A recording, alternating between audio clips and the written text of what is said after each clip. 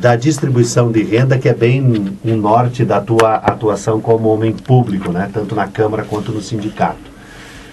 Dentro dessa estrutura de organização é que eu quero começar a conversar contigo agora. Okay. Câmara de Vereadores, o período é de definição do número de vereadores para a próxima legislatura.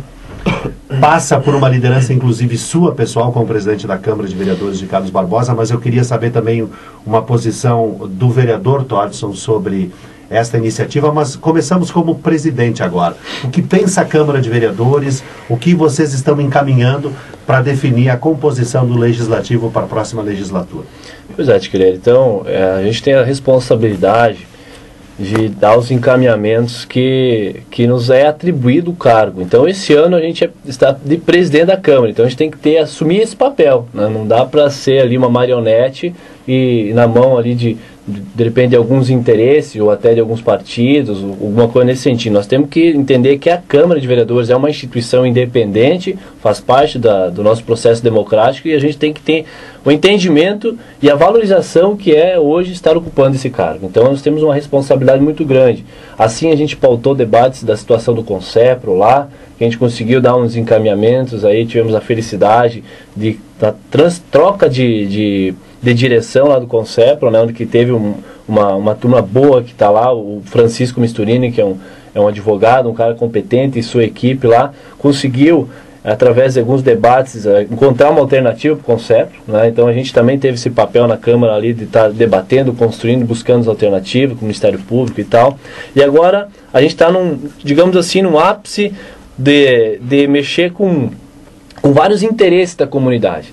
E o papel do Legislativo, no meu entendimento, enquanto eu estiver de presidente, eu vou dar esses encaminhamentos, porque é importante a gente ter posição.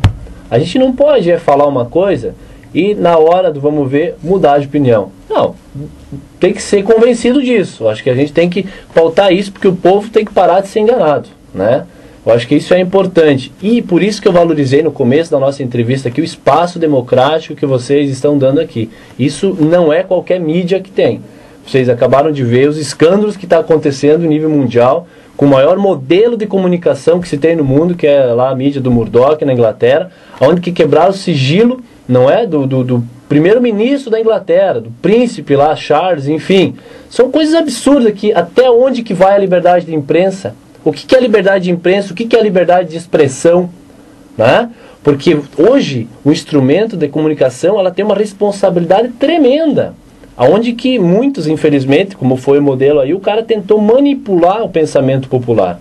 Porque o povo ele tem que trabalhar, o povo ele chega cansado, o povo tem que estudar, o povo tem a sua família, e quando ele liga a TV ou ele liga o rádio, né, ele acredita nisso.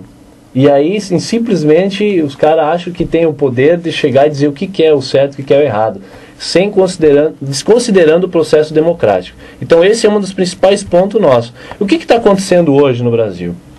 Em 2009, a emenda constitucional número 58, né, foi então uma emenda na Constituição Federal, que é a nossa vida, né, o país, por mais que muitas coisas não estão sendo regrada, né, obedecida dentro da Constituição, a gente percebe que falta infraestrutura, falta saúde, educação, muitas das coisas é desviado, né, mas é o que? É a nossa tese aqui, a nossa Bíblia, né, da sociedade, que é a nossa Constituição, que tem que ser respeitada. Então tem essa emenda constitucional que determina o número de vereadores dos municípios.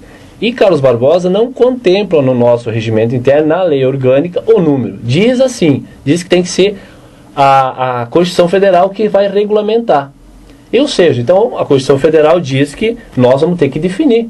Nós não podemos deixar em aberto isso. Então, presidente, uma regra que em Carlos Barbosa transferia para uma legislação federal a definição, a própria legislação federal acabou devolvendo para vocês. Devolveu para nós. O efeito bumerangue. Exatamente. Mas isso é interessante, porque existe um norte, existe uma regulamentação e fica, digamos assim, à disposição a conjuntura política, o entendimento, né? Daí tem várias posições divergentes ou não, enfim, mas é o processo democrático, porque cada município defina dentro da possibilidade tendo um teto. Então o Carlos Barbosa pode ir até 11. Então é um processo que, assim, ó, nós já tivemos 11 vereadores lá, como em outros municípios também. Agora, como o Supremo na época disse que tinha que ser 9, a Câmara foi para 9. Reduziu. E reduziu para 9. Agora o município diz, a emenda constitucional diz que pode ir até 11. Bom, nós estamos fazendo esse debate, estamos vendo. Porque assim, ó, hoje nós, ao mesmo tempo que aquela emenda definiu, essa emenda 58 definiu que pode ir até 11, nós tínhamos também uma disponibilidade de recursos de até 8% para gastar. Caiu para 7%. E isso já está sendo empregado, já está acontecendo. É 7%. Só que, Carlos Barbosa, a realidade lá é que o custo hoje, o custo da Câmara de Vereadores hoje é de 1,44. O resto é tudo devolvido para o Executivo. Está aí um dado, presidente, que é importante já, trocando em miúdo, simplificando o raciocínio, até para a população poder observar bem. Vocês têm alguns limites, então. Isso. Eu vou tentar me centrar nesse raciocínio. O limite de vereadores para Carlos Barbosa ele vai até 11. Até 11. O limite de gastos para Carlos Barbosa até 7% do orçamento. 7. Bom, então como os olhos da população por vezes se voltam mais para a questão do gasto, quanto isso custa, de que maneira é pago esse contingente, vocês atualmente, presidente, então chegam a nem 1,5% do orçamento com a despesa da Câmara. Isso, porque assim, a gente tem uma estrutura física lá em Carlos Barbosa, onde que a maioria dos municípios do interior do Rio Grande do Sul, digamos assim, que no meu entendimento é muito carente. O vereador não tem assessor, nós não temos gabinete, não temos, ou seja, não tem condições, mínimas condições para a gente poder desenvolver um bom trabalho.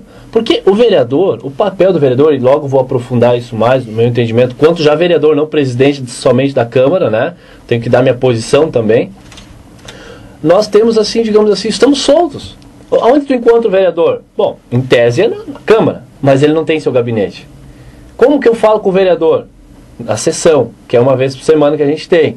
Ou seja, são coisas assim que a gente precisa aprofundar isso. Como a nossa democracia é uma democracia jovem, apenas de 22, 23 anos, a Constituição Federal 88, é um processo que o povo vai fazendo a sua experiência, o povo vai entendendo um pouco mais o porquê que tem a Câmara, qual é o papel do vereador de fato, né? Então são coisas que a gente tem que debater isso. Então nós temos hoje um custo, né, um custo, dá para se dizer isso, porque é dinheiro público, né, de 1,44 o último ano, que, sinceramente, é um dos municípios mais baixos que se tem de investimento. Né? Dentro dessa realidade, Todson, a Câmara, então, ela se restringe hoje à atuação parlamentar solo, cada vereador busca as suas soluções, num jargão bem popular, se vira do jeito que puder. Se vira nos 30, né? Não tem jeito. E a Câmara como instituição, ela tem ao menos uma estrutura lá para o seu dia a dia? Alguns funcionários ao menos têm a Câmara? Ela tem uma diretora administrativa, tem uma estagiária, daí tem uma advogada, né? Então seria a Daniela, a Michele e a doutora Paula, que nos prestam assessoria, né? No caso. Então, três pessoas que trabalham com a Câmara. Tem o gabinete do presidente, né? Então, o que a gente tem até a representação, que é 40% a mais durante o período para poder ter essa representação. Tem que estar viajando, tem que estar representando, atividades, enfim. E, no caso, eu estou mais presente ali junto. Mas os demais vereadores, se, por exemplo, quiser atender ao público, ou ele vai para a rua, ou ele vai ter que ir para uma salinha ali, tem que tentar Geralmente o vereador ele tem uma atividade profissional não ligada à política, né? Tem lá, ou é um metalúrgico, ou é um advogado, ou é um trabalhador rural, sei lá, ele tem a sua profissão, que é o que lhe dá o sustento maior, né? De toda sorte, se algum eleitor, por exemplo, for à Câmara de Vereadores e quiser encaminhar algum assunto para algum vereador, então, ou vai dispor lá dos funcionários que tem que atender o cotidiano da Câmara, nem bancada tem? Assim, algum funcionário de bancada? Não, nada, não tem nada. Bancada, não tem assessores, não tem nem nada. Sala? Não tem sala, não temos sala, telefone. Ou seja, 4 paredes, uma mesa, uma cadeira, não? Tem uma sala do presidente, que a gente empresta para os vereadores que tiver demanda, e uma sala do jurídico, que às vezes em quando também está ocupada, mas enfim, né? Não temos. Então o custo hoje, assim, para nós, assim, até meio irrisório, sabe? A gente vem pautando esse debate porque também nós temos a responsabilidade, isso quanto presidente, de também não fazer como alguns municípios aqui, digamos assim, nós estávamos discutindo isso um pouco antes fora do ar, que também ou é 8 ou é 80. Não. Eu acho que, e agora eu vou aprofundar um pouquinho mais essa situação quanto vereador mesmo, Chiqueira, dizendo o seguinte, cara, a gente não pode achar que é ruim a democracia. O povo tem que pegar Mas é isso também, é importante que chegue as informações, né, para a população. Eu até andei lendo aqui alguns documentos que a gente chega ao nosso conhecimento, né, para a gente poder entender um pouquinho mais. Qual é a minha posição? A minha posição, eu defendo que tem que ser, o processo está invertido do debate. Nós temos que ver realmente para que serve, qual é o papel do vereador, o poder do legislativo, o que significa isso, para que serve, né? Aí sim a gente vai conseguir compreender realmente o processo. Porque ser vereador por ser vereador, para mim, para o cidadão lá da comunidade, que nem muitas vezes conhece o vereador, ou que tem um problema na rua e que não é solucionado, ele desconhece isso. Né? O vereador, ele tem uma dificuldade, né, de se relacionar com isso, porque a comunidade desconhece o papel. Porque Talvez, tem muita gente, sim, muitos candidatos e muitos vereadores que confundem a cabeça da população dizendo que ele vai fazer. Não, o vereador não faz. O vereador não é executivo, ele é legislativo. Ele indica, ele sugere, ele fiscaliza.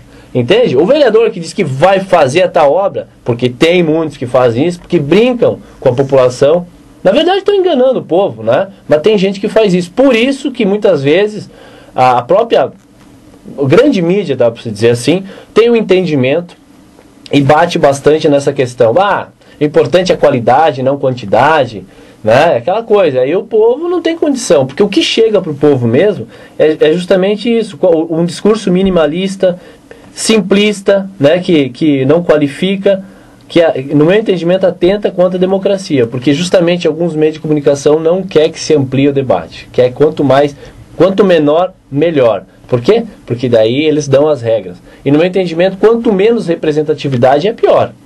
Porque é mais fácil fazer os conchavos. Já pensou se tivesse 5 vereadores? Já pensou que precisa de um projeto? Eu não estou dizendo que isso acontece. Em Carlos Barbosa eu nunca vi isso, mas pode acontecer.